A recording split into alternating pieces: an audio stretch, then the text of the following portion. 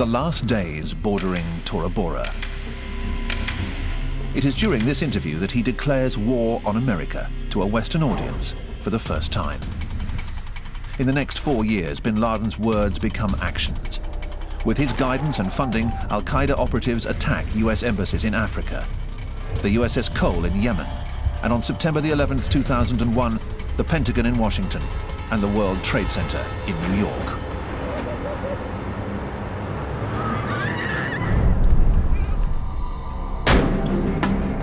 The month after 9/11, US forces and Afghan fighters begin the hunt for Osama bin Laden.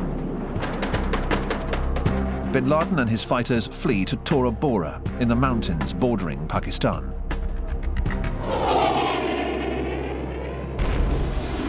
Overwhelmed by US attempts to kill him, Osama bin Laden picks up his radio and grants his army of true believers permission to surrender.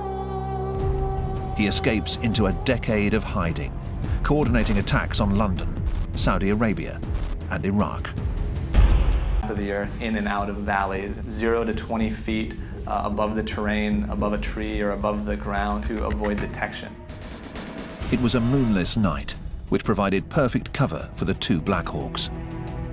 Because this is a very, very dark night, night vision goggles don't pick up much ambient light, so they're operating at the lowest levels that they can operate at. The Black Hawks carried 23 Navy SEALs, an interpreter, and a tracking dog. The helicopters were equipped with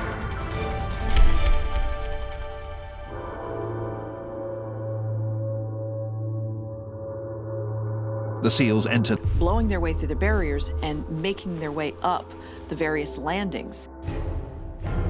On the second floor, the SEALs encountered bin Laden's son. He was also shot and killed.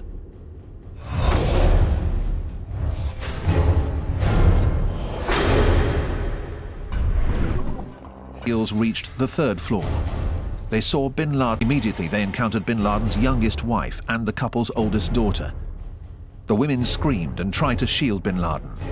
The first SEAL, fearing they might be wearing suicide bomb vests, shot the wife in the leg, wrapped them both in a bear hug, and pulled them aside. The SEAL behind him then aimed at bin Laden, putting one bullet in his chest and following up with one to his head. Broadcast the story of the raid to the world.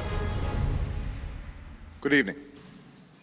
Tonight, I can report to the American people and to the world that the United States has conducted an operation that killed Osama bin Laden, the leader of al-Qaeda. As the news spread, crowds gathered in Washington and New York to celebrate. And as the sun rose, because the smaller hits only confirm to people that we ain't what we once were. videotapes seized from the